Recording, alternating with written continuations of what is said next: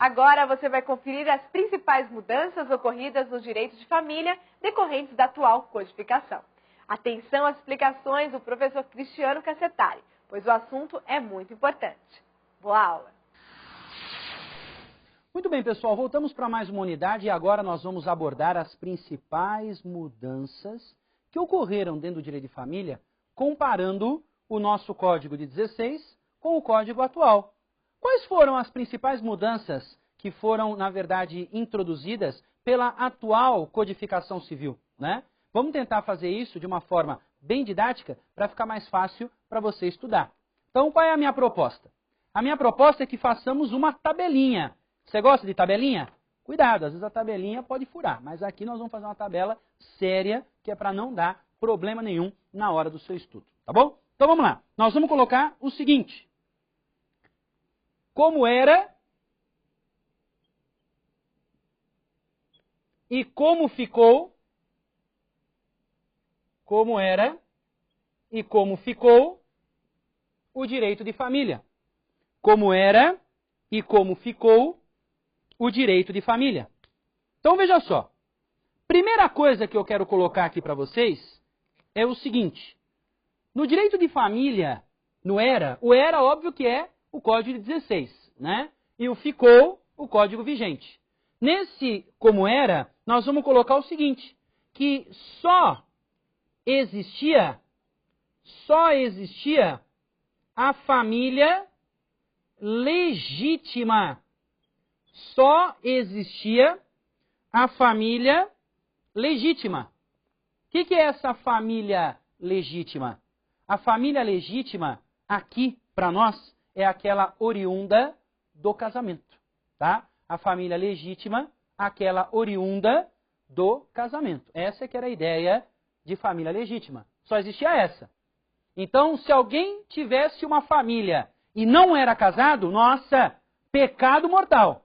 Pecado mortal. E aí, por esse momento, por essa situação, por esse motivo, nesse caso, né, não era uma família reconhecida pela nossa sociedade. Tá certo? Só para você ter uma ideia, a época do Código de 16 não se gostava, né, do concubinato. Concubinato sempre foi uma coisa odiada, né? Só que o concubinato se subdividia em concubinato puro e concubinato impuro.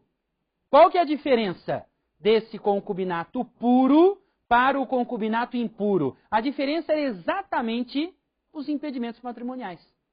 Sabe o que acontecia? Para o concubinato puro, não existia impedimento matrimonial. Para o concubinato impuro, aí sim existia impedimento matrimonial. E aí, por conta disso, o que aconteceu? O legislador resolveu normatizar esse tal concubinato puro, porque entendeu que não havia problema, que não havia nada de errado com isso. E esse concubinato puro, em 1988, se torna união estável. Tá?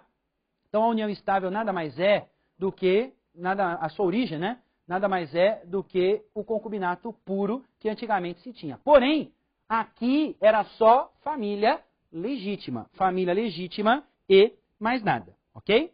Tudo que era fora do casamento era ilegítimo. Isso que eu quero que você lembre.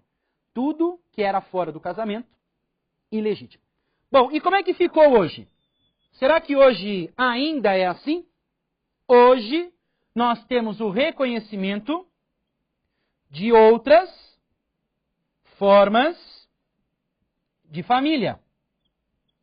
Então hoje nós temos o reconhecimento de outras formas de família. Então hoje nós vamos ter a família do casamento, nós vamos ter a família da união estável, nós vamos ter a família monoparental, que nós vamos estudar, nós vamos ter a família homoafetiva, que nós vamos estudar também, nós vamos ter a família mosaico, que também nós vamos estudar. Nós vamos ter a família anaparental, que também será objeto do nosso estudo. Tá? Então veja, o que nós temos aqui é aquela ideia que eu disse anteriormente para vocês, no início dos nossos estudos do direito de família, acerca da pluralidade. Pluralidade da ideia de família, entenderam isso? Pluralidade. Então, como era só legítima, hoje, pluralidade. Várias formas de família, ok? Bom, voltando para o como era, nós tínhamos na legislação diferenças entre homem e mulher. Diferenças entre homem e mulher. Né? Para vocês terem uma ideia, na década de 40 surge uma legislação chamada o Estatuto da Mulher Casada. Por quê? Porque a mulher era tida como incapaz. Sabia disso? É. A mulher não tinha direito a voto, né? A mulher era tida como incapaz mesmo. Precisava do marido, que seria o seu representante legal. Então nós tínhamos uma nítida diferença entre homem e mulher. O homem mais importante na sociedade do que as mulheres, né? Famílias italianas, por exemplo, eu que tenho ascendência italiana, sabe como é que funcionava? Funcionava o seguinte, os irmãos, né, do sexo masculino se serviam à mesa e o que sobrava, as mulheres comiam. Mais do que isso, quando os homens terminavam o seu banho, as irmãs tinham que ir para o banheiro enxugar todo o banheiro. Já imaginou que loucura? Isso mostrava exatamente uma sociedade patriarcal, né, que valorizava o homem em detrimento da mulher. Entendeu a situação? Agora, hoje como é que funciona? No mundo que nós vivemos hoje, aliás, no nosso país, somos chefiados por uma mulher. Nós temos uma presidenta da República, né? A discussão se a palavra presidente admitia, né, essa inflexão para a presidenta, né? A forma como ela está querendo ser chamada. Presidenta, para tentar valorizar justamente o quê? As mulheres. E é interessante porque você repara mesmo hoje, né, a importância da mulher dentro da sociedade. É presidente da República, né, ocupando cargos importantíssimos em diversas empresas, né? Quando nós damos aulas presenciais, dentro do direito, sabe o que nós estamos percebendo? Que as classes hoje são predominantemente femininas. Quando nós damos aula presencial, fazemos exatamente esse ibope. Mais mulheres do que homens, tá? Então, na verdade, isso mostra o quê? Que essa diferença entre homem e mulher, questão superada, né? Hoje nós vamos falar em igualdade entre homem e mulher. Igualdade entre homem e mulher. Tá? Então saímos da ideia de diferença e igualdade. Por isso que quando minha esposa vem me pedir, olha, você pode abrir para mim um vidro de azeitona? Você pode abrir um vidro de palmito? Que geralmente a mulher faz isso. Você está lá sentado no sofá, vendo o seu futebol, sossegado, sem incomodar ninguém, com a sua cervejinha do lado. Aí vem a sua mulher com um vidro de palmito, um vidro de azeitona na mão e um paninho no ombro. Quando ela vem dessa forma, você já sabe que vem bucha. Ela vai pedir para você abrir o vidrinho. Agora, como existe uma igualdade entre homem e mulher, o que você pode dizer para ela? Você pode dizer o seguinte, querida, te vira, amigona, vai lá e abre sozinha, enfia a faquinha, porque agora homens e mulheres são iguais. Ó, que maravilha, né? É, professor, deixa estar, viu? Né, o que deve ter de mulheres aí me assistindo, mais mulheres do que homens, né? Daqui a pouco, né, vão jogar uma catiça aí. Mas é brincadeira, tá? É brincadeira essa situação apenas para poder ilustrar um pouquinho melhor disso, né? Eu gosto de brincar com isso, sabe por quê? Porque quando se fala em igualdade entre homem e mulher, nós não podemos pensar só nas coisas boas, né? Tá certo? Sabe aquela situação, né? Em casa você percebe isso quando o teu filho vai crescendo. Porque o filho que vai crescendo, ele não gosta de ser chamado de criança, né? Não gosta. Mas quando você fala que vai ter algum benefício, olha, para as crianças vamos dar pirulito. Aí ele fala, eu sou criança, me dá um. Né? Olha, para a criança nós vamos dar entrada grátis no cinema. Opa, eu sou criança, posso ir? Né? Então não podemos pensar somente na hipótese quando beneficia, né, a situação. Não, tem que sempre ser igual, tanto na coisa boa quanto na coisa mais ou menos. Tá bom? Muito bem. Outra coisa interessante aqui do como era, diferenças entre filhos. Diferenças entre filhos. Eu que estudei a época do Código de 16 na minha graduação, credo, professor, você estudou a graduação inteira com o Código 16? Foi. Eu já estou me intitulando como um Munra do direito. Né? Munra. Daqui a pouco eu vou dizer, transforma essa forma decadente em Munra, o eterno. Né? Então, na minha época, Munra, professor no 5º ano dizia assim, vamos lá, vamos estudar classificação de filhos. Aí ele começava, filho legítimo, filho adotado, né? Filho espúrio. Ele falou até de filho sacrílego. Já ouviu falar disso? Filho sacrílego, professor? O que é isso? É o filho do padre. Vocês não têm nenhum amigo que é filho do padre? Eu tenho um amigo que é filho do padre. Quando a gente era jovem, né? Ia jogar bola, ia passear, o pessoal perguntava, ué, e o filho do padre não vai? A gente, caramba, é mesmo, cadê o filho do padre? Vamos ligar para o filho do padre para ele ir com a gente. Ficou com essa pecha aí, tá certo? Com esse adjetivo, né? Todo mundo conhecia como filho do padre. Filho do padre, filho sacrílego, tinha diferença. Por quê? Porque o filho tinha que ser filho da família legítima. E hoje, ainda existe essa classificação? Você acha que eu vou ensinar isso para vocês? A classificação dentro da filiação? Claro que não, né? Porque hoje o que nós temos é a igualdade entre filhos. Igualdade entre filhos. É isso que vai acontecer. É isso que nós vamos estabelecer hoje na nossa sociedade. Filho é filho, não interessa de onde vem. Não interessa a origem, tá? É sempre tido como filho. Muito bem. Depois, o que nós tínhamos?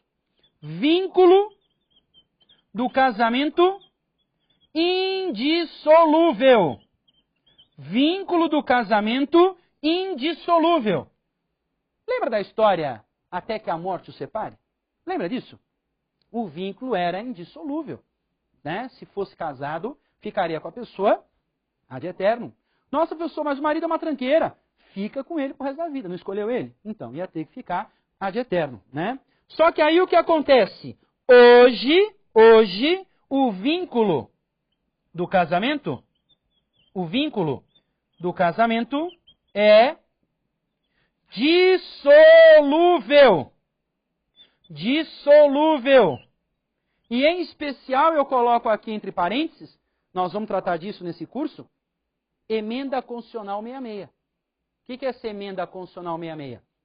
É a emenda que trouxe a questão do divórcio poder ocorrer sem prazo.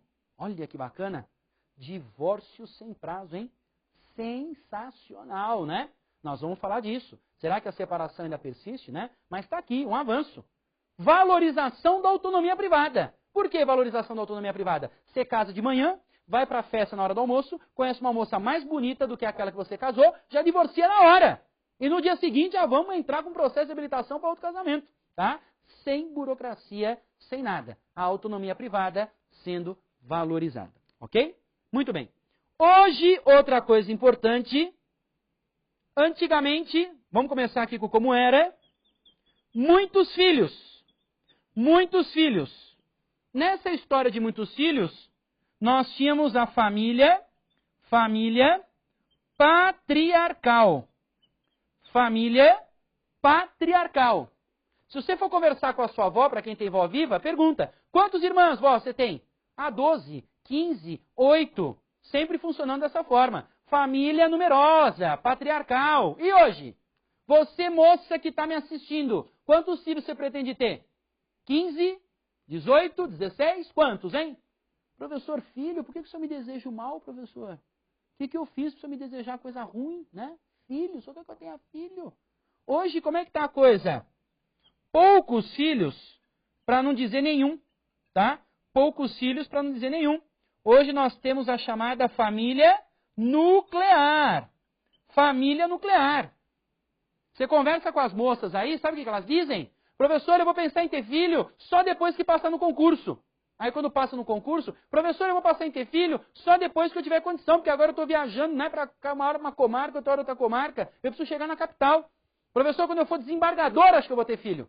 Professor, quando eu for presidente do tribunal, acho que eu vou ter filho. Aí sabe quando vai ver esse filho? Nunca, né? Situação complicada, tá? Uma mudança da ideia do número de filhos, ok? Outra situação. Nós tínhamos, então, antigamente, uma excessiva valorização do vínculo biológico.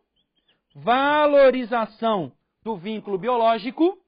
Então é pai? Nossa, para tudo. Para tudo que fizemos um DNA, o cara é pai, ele tem direito dele.